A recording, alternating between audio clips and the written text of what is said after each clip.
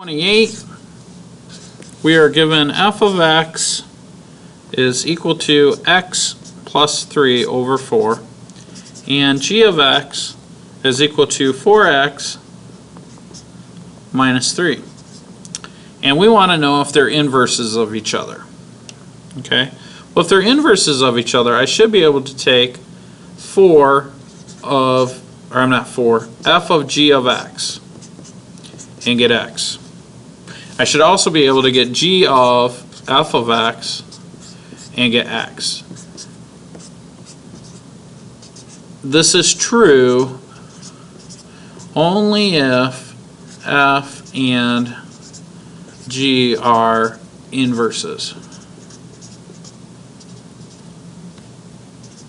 Okay, so that's what we're going to do. So to do f of g of x, wherever there's an x, I'm just going to plug in I'm going to plug in g of x. So this is what it would look like.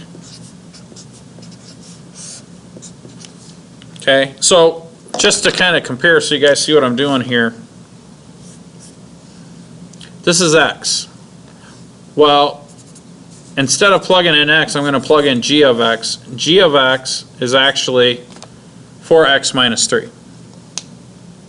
But now when I reduce this, watch what happens. This is kind of cool.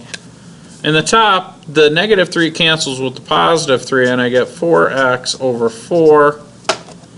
The 4's cancel, and I get x. Alright.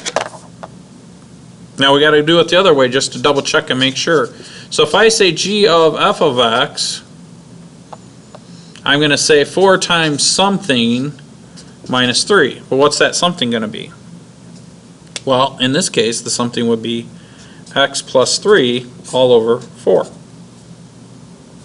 Well, 4 is the same as 4 over 1, and we get an interesting thing here. The 4's cancel.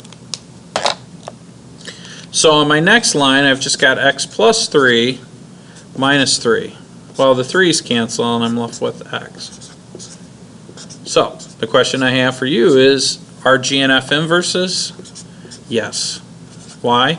Because g of f of x is x, and f of g of x is x. That's it.